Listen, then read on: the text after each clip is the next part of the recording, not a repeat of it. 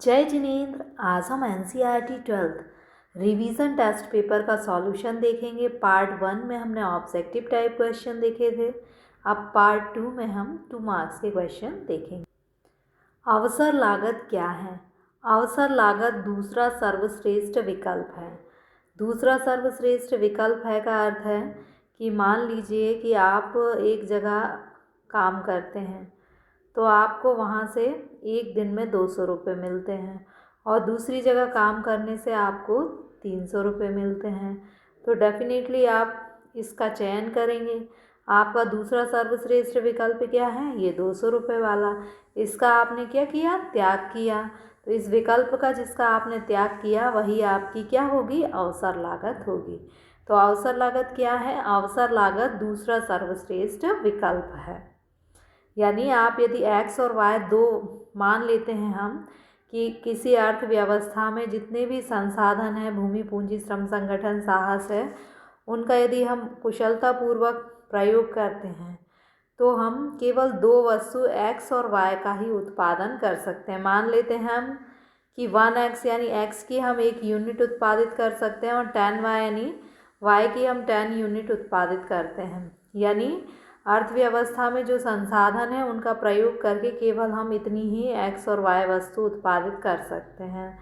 यदि मान लीजिए हम ये चाहते हैं कि हम x वस्तु ज़्यादा उत्पादित करें तो क्या होगा? हमें y का उत्पादन कम करना पड़ेगा और y के उत्पादन को बढ़ाते हैं तो हमें x का उत्पादन कम करना पड़ेगा। तो ये तो आपको समझा दिया गया है।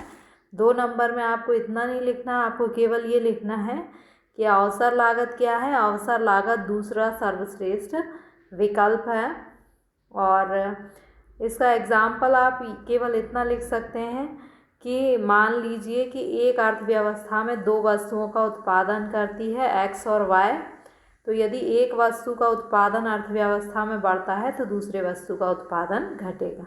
बस इतने से आपका काम चल जाएगा। यदि आप इसी में से लिखना चाहते हैं तो आप ये भी लिख सकते हैं कि अवसर लागत दूसरा सर्वश्रेष्ठ विकल्प है। यदि अर्थव्यवस्था में केवल 2 वस्तुओं का उत्पादन होता है तो एक वस्तु के उत्पादन बढ़ने पर दूसरे वस्तु का उत्पादन घटेगा। आर्थिक क्रिया किसे कहते हैं? तो आर्थिक क्रिया सामान्यतः हम क्या समझते हैं कि जो धन से संबंधित क्रिया है वही आर्थिक क्रिया है, जैसे कि व्यवसाय करना। लेकिन अर्थशास्त्र में आर्थिक क्रिया का अर्थ डिफरेंट है। अर्थशास्त्र में आर्थिक क्रिया क्या है? जिससे मानवीय आवश्यकता की संतुष्टि हो। आप व्यवसाय करते हैं तो उससे आप अपनी आवश्यकताओं की संतुष्टि करते हैं। व्यवसाय से आपको धन मिलता है और धन से आप आवश्यकताओं की संतुष्टि करते हैं। तो अर्थशास्त्र में आर्थिक क्रिया किसे माना जाता है? जिससे मानवीय आवश्यकता की संतुष्टि हो। और मानवीय आवश्यकता की संतुष्टि के लिए आप क्या करेंगे? सीमित संसाधन, जो आपके पास सीमित संसाधन यानी आपके पास धन सीमित है, उसका आप अच्छे से प्रयोग करेंगे जिससे कि मानवीय आवश्यकता की संतुष्टि हो सके। व्यष्टि अर्थशास्त्र किसे कहते हैं? व्यष्टि अर्थशास्त्र आर्थिक विश्लेषण की वह शाखा है। देखिए, आर्थिक विश्लेषण की 2 शाखाएं हैं, एक है व्यष्टि और दूसरी है समष्टि। तो व्यष्टि अर्थशास्त्र में क्या होता है कि व्यक्तिगत इकाइयों का अध्ययन किया जाता है। अर्थशास्त्र के मान लेते हैं हम 5 अंग हैं: उत्पादन, उपभोग, विनिमय, वितरण, राजस्व। इसमें से यदि हम केवल एक का अध्ययन करते हैं तो वो व्यष्टि अर्थशास्त्र में आएगा। तो व्यष्टि अर्थशास्त्र में किसका अध्ययन होता है? व्यक्तिगत इकाइयों का अध्ययन होता है 1 नंबर। और 1 नंबर किसका होगा? उदाहरण, जैसे एक उपभोक्ता, एक उत्पादक, एक फर्म, एक उद्योग का अध्ययन किस में आएगा? व्यष्टि अर्थशास्त्र के अंतर्गत आएगा। समाजवादी अर्थव्यवस्था किसे कहते हैं? तो सबसे पहले 2 नंबर में 2 चीज़ लिखना है। समाजवादी अर्थव्यवस्था का जनक कौन है? कार्ल मार्क्स है। और इन्होंने क्या कहा कि समाजवादी अर्थव्यवस्था क्या होती है? यह एक ऐसी आर्थिक प्रणाली है जिसमें उत्पत्ति के साधनों पर व्यक्तिगत स्वामित्व न होकर सामाजिक स्वामित्व होता है। इसका अर्थ यह है कि यदि किसी देश में भूमि है, पूंजी है, श्रमिक है, संगठनकर्ता है, साहसी है, तो ये इन सभी पर किसका नियंत्रण होता है समाजवादी अर्थव्यवस्था में? इन सभी पर समाज या सरकार का स्वामित्व होता है, किसी व्यक्ति का स्वामित्व नहीं होता। तो समाजवादी अर्थव्यवस्था किसे कहते हैं? जिसमें उत्पत्ति के साधनों पर समाज या सरकार का स्वामित्व और नियंत्रण होता है। अल्पाधिकार किसे कहते हैं? देखिए, आप किसी बाज़ार में जाएं और उसमें केवल जो विक्रेता हैं वो थोड़े से ही विक्रेता हों, तो हम उसे क्या कहेंगे? अल्पाधिकार। अल्पाधिकार एक ऐसी स्थिति है जिसमें बड़े व्यापारियों की एक छोटी सी संख्या का बाजार पर प्रभुत्व होता है। ये बाजार में केवल इतने ही व्यापारी विक्रेता हैं। इसमें विक्रेताओं के मध्य प्रतिस्पर्धा, चूँकि इतने कम ही विक्रेता हैं तो ये क्या करेंगे? अपनी वस्तु को ज़्यादा बेचने के लिए एक दूसरे से प्रतिस्पर्धा तो नहीं करेंगे। तो अब क्या होगा? जो उपभोक्ता होंगे उन्हें वस्तु क्या होगी? ऊंची कीमत पर मिलेगी। तो अल्पाधिकार क्या है? अल्पाधिकार ऐसी स्थिति है जिसमें बाजार में बड़े व्यापारियों की छोटी सी संख्या होती है। बाजार में बड़े व्यापारियों की छोटी सी संख्या होती है, इसलिए क्या होता है? उनके मध्य प्रतिस्पर्धा कम होती है और उपभोक्ताओं को ऊंची कीमत देनी पड़ती है। अगला है वस्तु विभेद किस बाजार की विशेषता है? तो वस्तु विभेद जो है वो अपूर्ण प्रतियोगिता बाजार की विशेषता है। हम जिस बाजार में जाते हैं वह अपूर्ण प्रतियोगिता बाजार है और उस बाजार में हमें अलग अलग दुकानों पर अलग अलग प्रकार की वस्तुएं मिलती हैं, इसलिए वस्तु विभेद किस बाजार की विशेषता है? अपूर्ण प्रतियोगिता बाजार की विशेषता है। अब ये वस्तु विभेद होता क्या है? यानी आप जो भी वस्तु बाजार में खरीदते हैं वो क्या है? विभिन्न प्रकार की, उनका रंग रूप आकार में वो अलग अलग होती हैं, इसलिए हम उसे क्या कहते हैं? वस्तु विभेद है। संतुलन कीमत क्या है? संतुलन कीमत जो है वह कीमत है जिस पर वस्तु की मांग और वस्तु की पूर्ति दोनों बराबर होती हैं। आप बाज़ार में कोई वस्तु खरीदने जाते हैं, आप कहते हैं कि ये वस्तु 8 रुपये में दे दो और विक्रेता क्या कहता है कि ये वस्तु हम 12 रुपये में देंगे। अब 10 रुपये में दोनों का समझौता हो जाता है। आप डिमांड कर रहे हैं, आप 10 रुपये में लेने तैयार हो जाते हैं और ये सप्लाई कर रहा है, ये 10 रुपये में देने तैयार हो जाता।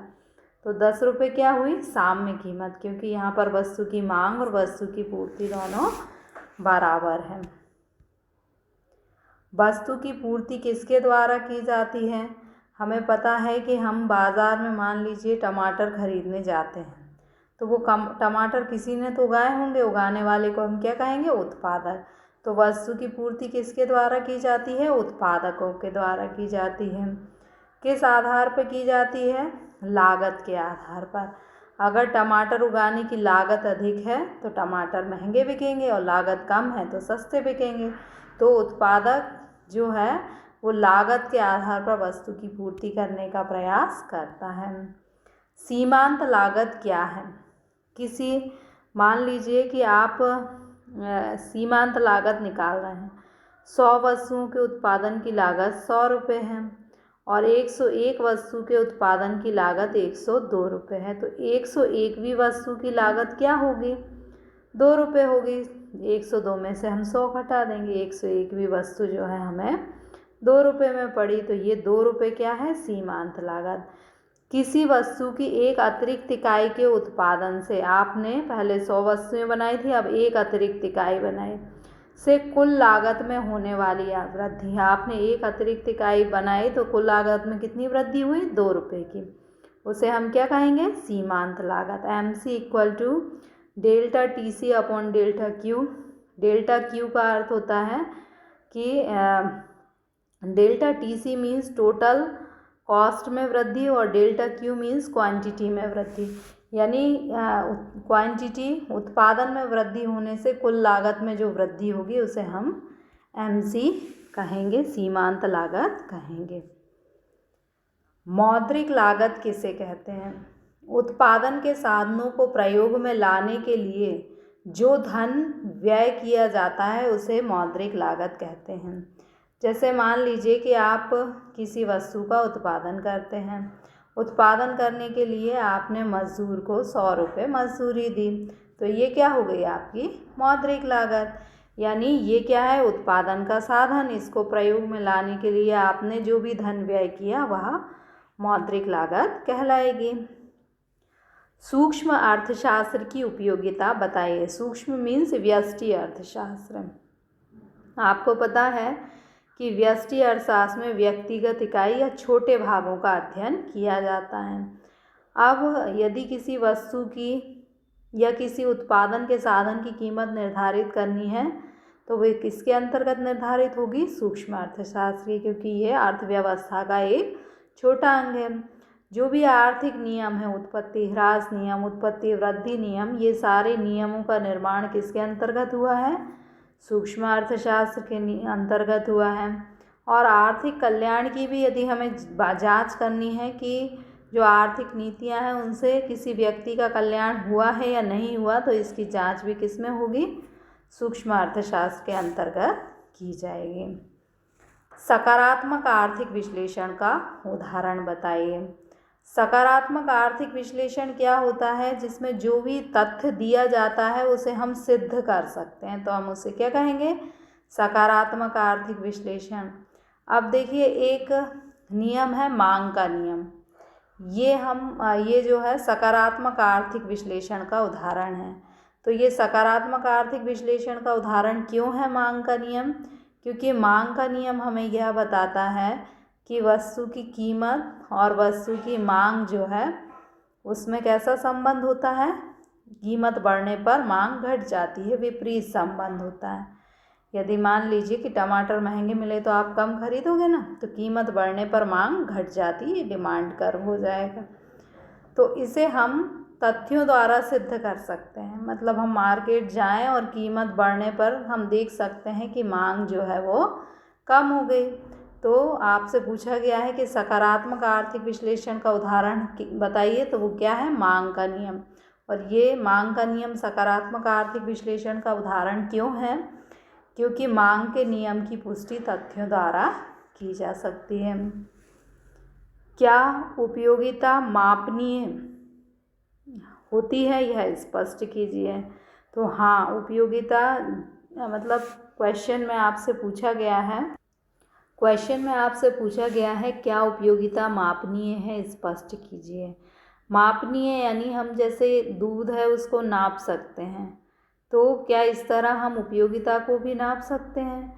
तो गणनावाचक उपयोगिता विश्लेषण और दूसरा होता है क्रमवाचक उपयोगिता विश्लेषण। उपयोगिता की मापन के संबंध में दो विचारधाराएं हैं। मार्शल मानते हैं गणनावाचक उपयोगिता जो विश्लेषण है वह मार्शल ने दिया, और वो मानते हैं कि मुद्रा रूपी पैमाने से उपयोगिता को मापा जा सकता है।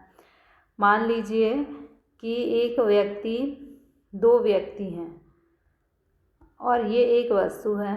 ये व्यक्ति इस वस्तु के लिए 100 रुपये दे रहा है और ये व्यक्ति 200 रुपये दे रहा है। तो हम क्या कहेंगे कि ये वस्तु इस व्यक्ति के लिए ज़्यादा उपयोगी है, यानी हमने उपयोगिता को किससे मापा, मुद्रा रूपी पैमाने से। लेकिन क्रमवाचक वाले क्या कहते हैं कि उपयोगिता जो है वो एक मनोवैज्ञानिक धारणा, हम उपयोगिता को छू सकते हैं क्या, नहीं छू सकते। इसलिए उपयोगिता को केवल क्रम दिया जा सकता है। क्रम का अर्थ है कि मान लीजिए कि ये दो वस्तुएं हैं और आप कहते हैं कि पहले नंबर हमें ये वस्तु पसंद है और दूसरे नंबर ये वस्तु पसंद है, तो क्रम हो गया। वो कहते हैं मतलब इससे हमें ये सिद्ध होगा कि ये वस्तु जो है वो अधिक उपयोगी है और ये वस्तु क्या है, कम उपयोगी है। तो क्रमवाचक वाले क्या कहते हैं, उपयोगिता को केवल क्रम दिया जा सकता है, उसे मुद्रा रूपी पैमाने से मापा नहीं जा सकता। सीमांत उपयोगिता के शून्य होने पर कुल उपयोगिता अधिकतम होती है। देखिए, अर्थशास्त्र में एक नियम है। मान लीजिए आप खाना खाते हैं, तो आपने एक रोटी खाई, आप बहुत भूखे हैं, आपको बहुत अच्छी लगी, तो उससे हम मानते हैं कि आपको 30 उपयोगिता मिली। दूसरी रोटी खाई, अब थोड़ा पेट भर गया है तो अब आपको उपयोगिता कम मिलेगी, 20 उपयोगिता मिली। ये आपकी क्या है, सीमांत उपयोगिता।